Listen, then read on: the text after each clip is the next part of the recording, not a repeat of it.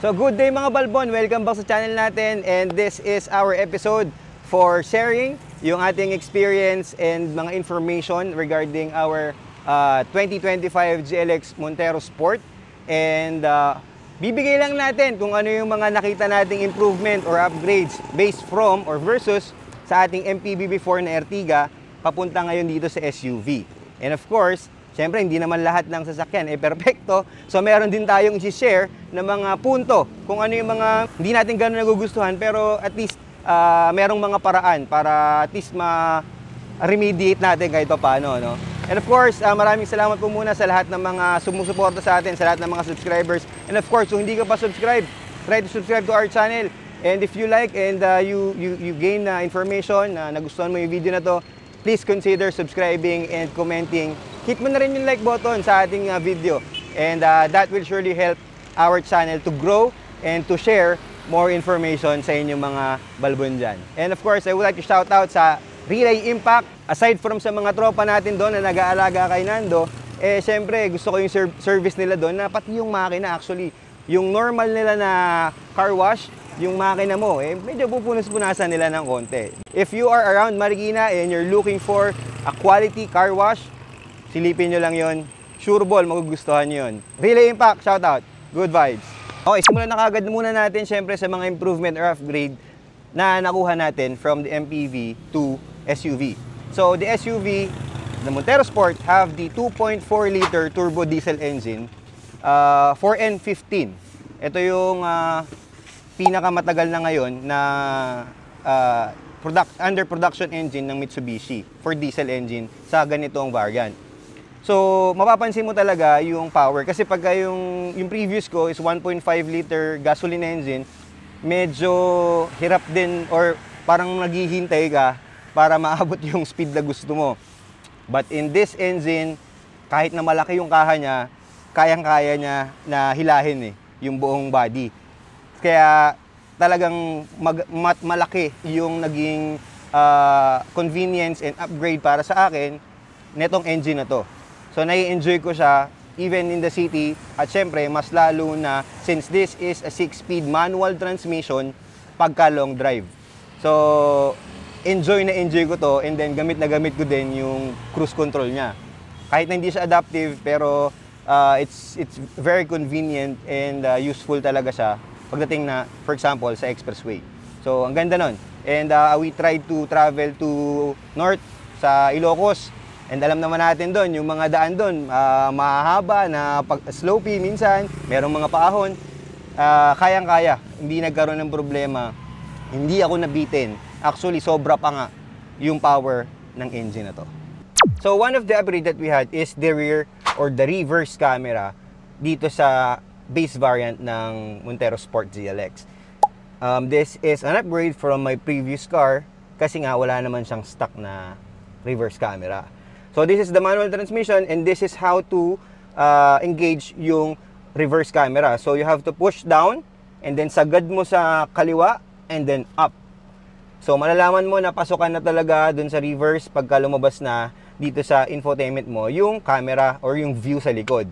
So ayan, makikita mo may nakapark doon sa likod natin. And this is very useful, of course, sa pag nagpo-park tayo sa mga mall, sa mga tight spaces, and that increase your confidence sa pagpapark. Okay? So this is a good upgrade for me, and this is very useful, lalong-lalo na sa mga medyo hindi pa sanay mag-SUV. Siyempre, kaka-upgrade mo pa nga lang. So this is a good tool to use. And another upgrade is the automatic climate control system. And on this one, this is a single zone. So isang control lang for the whole cabin. So isa-set mo lang siya, usually naka-auto ko, and then set mo lang siya kung anong temperature yung gusto mo. And then lagi lang naka-on to para hindi pumasok yung amoy sa labas or yung hangin na galing sa labas.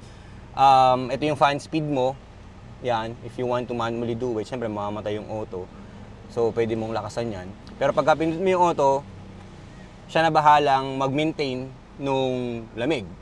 Ngayon, may napansin lang ako dito, no, siguro just an information or feedback.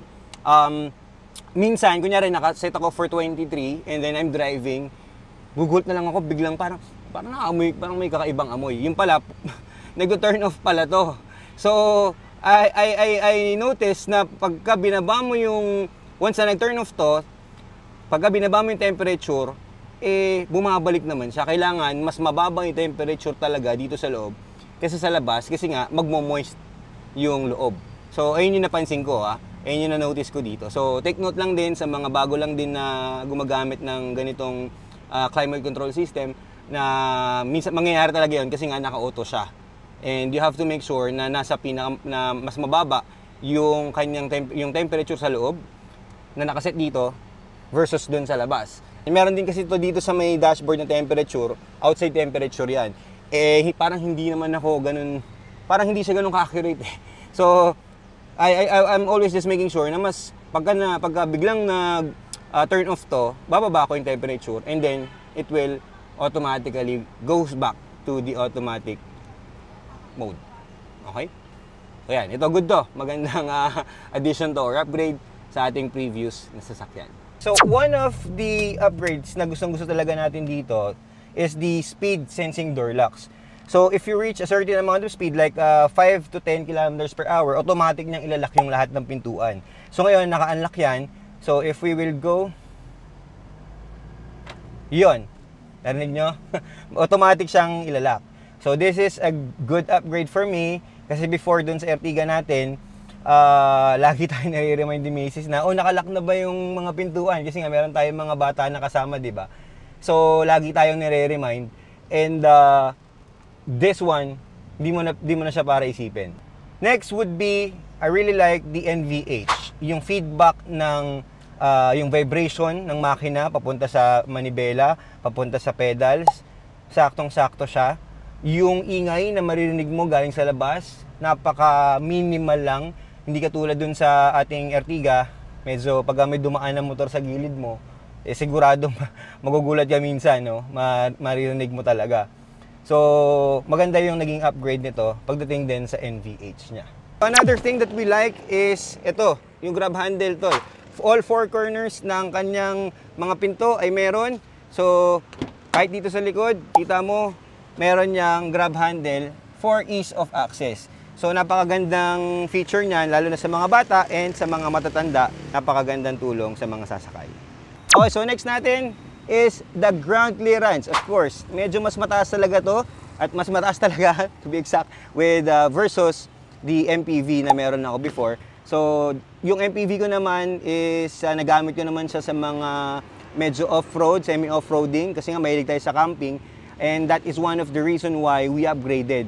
Kasi medyo naiilang tayo pag dumadaan tayo sa mga rough road.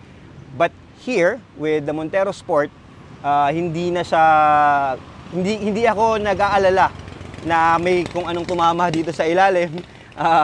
Kaya mas parang yung confidence ko na pumunta pa, na mag-search pa ng mga iba't iba pa mga camping site, mas mataas.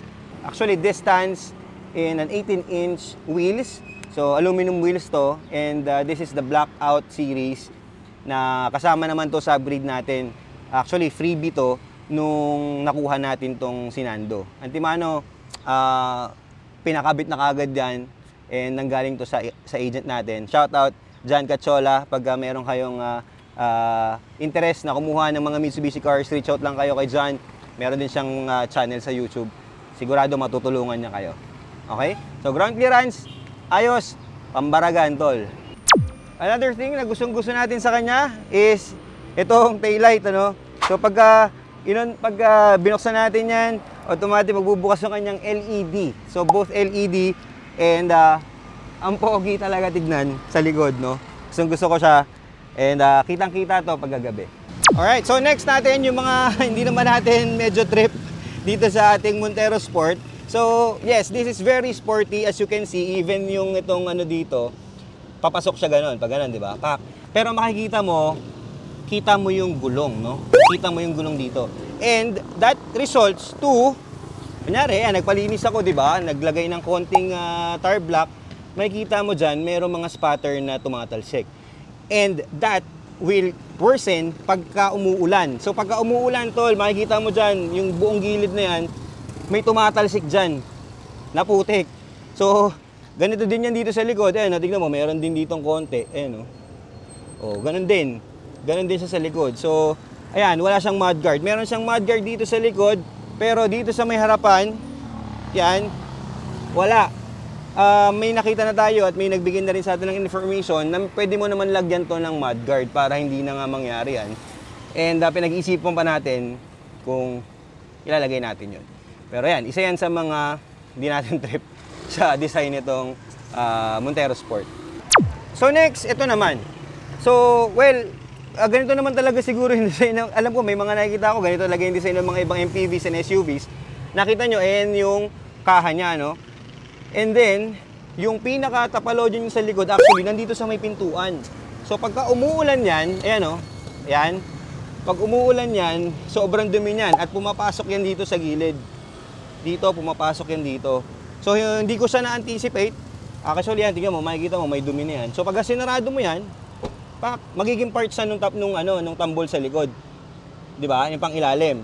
So, yung dumi, pumupunta dito. So, minsan, pag medyo hindi ka maingat, madikit ka dyan, madudumihan ka. So, hindi ko yung na-anticipate. Pero, well, pagka kinakaraw siya man, binubugahan yan.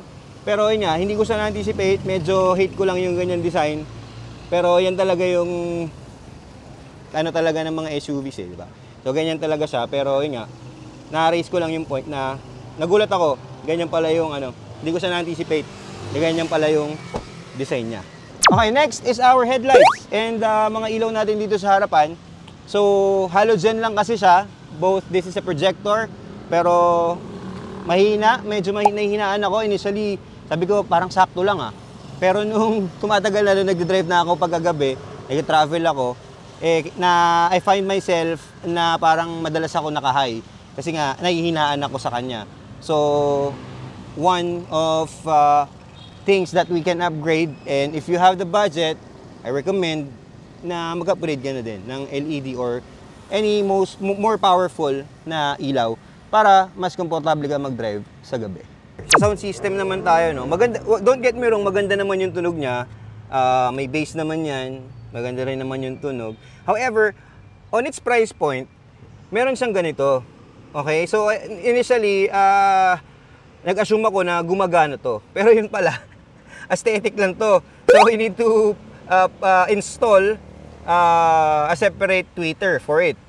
So, yan. Wala siya. Hindi gumagana yan. Ano lang yan? Aesthetic lang yan. Di ba? Di ba? Kumbaga parang nandoon ka na rin sa presyo na yun. Bakit gasino na yung dalawang tweeter, maglagay ka, magkabila, di ba? Si Mitsubishi, napagdesisyonan niya na, ay hindi, base variant yan, dapat walang tweeter. So yan, walang tweeter, sayang naman. So isa yan sa mga gusto natin gawin and i-upgrade. Next is the power window button. So makikita natin, may A yan, so dapat automatic yan, di ba? So may mga pagkakataon lang kasi na pagka pinindot ko siya, for example, ito, bababa ako, ayan, gumagana, automatic, na bumababa. Ngayon, pagka pataas, yan, ito, automatic, umaangat din. So, tignan naman natin dun sa kabila, kung bababa. O, pinindot ko O, yan pinipindot ko. Hindi siya kaagad nag-automatic O, di ba dapat automatic to? Minsan nag-automatic siya, hindi ko mahuli yung tamang pindot para mag-automatic siya. Yan, so nangyayari yan dun sa apat na, ayun, bumaba o isang pindot lang. Ayan, ito gumagana diretso sa likod. Dito, yan, gumana yung pababa, isang pindot, gumana rin yung pataas. Pero dun sa may passenger side, bakit ganun? Ayaw niyang dumiretso. So yan, nalilito pa ako paano dapat gamitin yan. So, sa mga may alam, paki-share na lang po sa comment section kung paano ba dapat talaga gamitin yan. Kasi, dapat automatic yan Minsan gumagana, minsan hindi. Additional, konting, itong mga piano block, konti lang naman, isa, dalawa, tatlo. So, tatlong panel lang naman at maliliit lang din naman. Yung sa gitna lang yung pinaka, medyo malaking part na may piano block. Ang kulit lang kasi, gusto mo linisin, pagka pinunasan mo, tapos merong nakalagay, merong medyo alikabok dyan, magagasgasan pa siya. Instead ng malinis, So, kailangan mo talagang ingatan yung mga piano block na yan. Kailangan mong medyo delicate lang ang pagpunas kasi nga madali siyang magasgasan. I think that concludes our episode today. Sana meron akong na-share sa inyong information. Sana nakatulong sa inyo tong episode na to. And if you have any questions or concerns, kindly drop a comment below. Susubukan nating masagot lahat ng mga question nyo and concerns sa abot ng ating makakaya. At kung hindi ka pa nakasubscribe, tol, please consider subscribing to our channel. If you like this kind of videos, mga sasakyan, brand new cars, we do walk arounds and test drives, please consider liking and dropping a comment and subscribe ka na dito sa channel natin. Okay? So, once more, this is Ron Balbon. Tara! Sa tagumpay.